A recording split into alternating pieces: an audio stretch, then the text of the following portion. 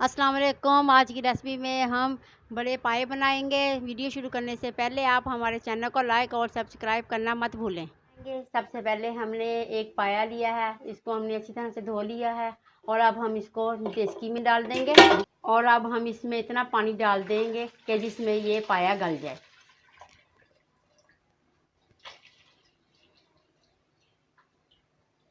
हमने इसकी जखनी बनानी है और अब हम फ्लेम को ऑन कर देंगे और इसको हम तेज़ आंच पर बॉयल करेंगे। अभी हमने इसमें कम से कम 3 जग पानी के डाल दिए हैं और ये गरम मसाला साबुत है जो हम इसमें डालने लगे हैं। इसमें बादिया खताई है, बड़ी इलायची है, दालचीनी, जीरा, लौंग।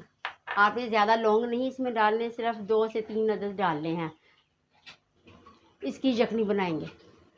एक तरफ हम इसका मसाला तैयार करेंगे पाए का। सबसे पहले हमने एक प्याली घी की ली है। अब घी को हम गर्म होने देंगे। घी हमारा गर्म हो चुका है। अब हमने एक प्याज लिया था बड़ा और उसको हमने बरी बरी काट लिया है। अब हम इसको फ्राई करेंगे। बिस्मिल्लाह।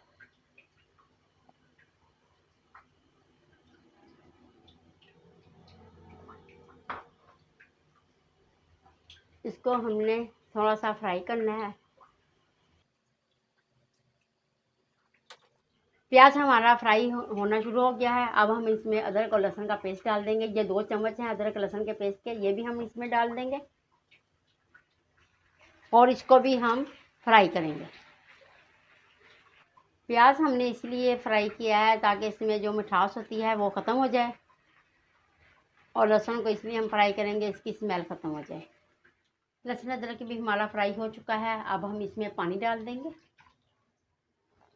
और अब हम इसमें सुरख मिर्च का पाउडर है वो डाल देंगे। 1-1.5 चम्मच हम इसकी डालेंगे, सुरख मिर्च का पाउडर डाल देंगे और आधी चम्मच हम हल्दी की डाल देंगे